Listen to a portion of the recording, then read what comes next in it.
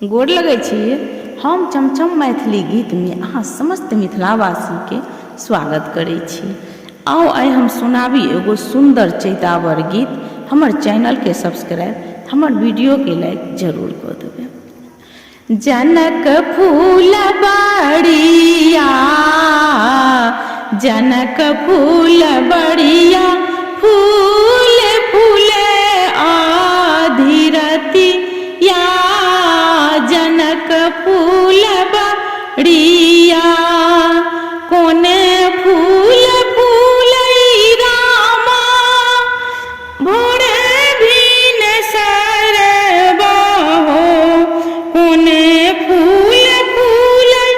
रामा, भोरे भीन सरबा हो, कोने फूल फूल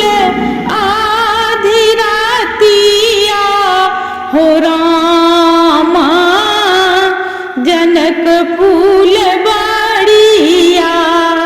जनक फूल बड़िया, फूल फूल आल बेल बा, जनक फूल बड़िया, बेली फूल फूल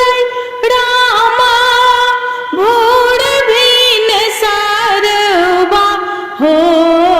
बेली फूल फूल रामा, भोर भीन सरबा हो, चमेली फूल फूल आधी रातिया हो रामा, जनक फूल बड़िया, जनक फूल बड़िया, फूल फूल आल बेल बा,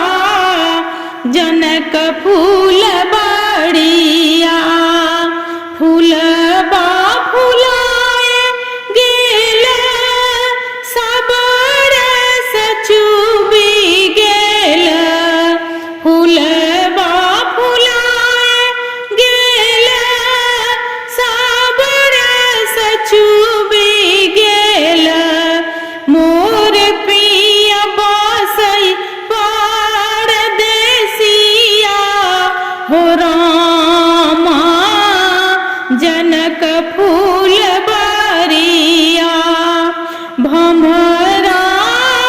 बसी गेल, सब रस चूसी गेल, भमरा बसी गेल, सब रस चूसी गेल, फूलबा गेल मुरझाई हो रामा,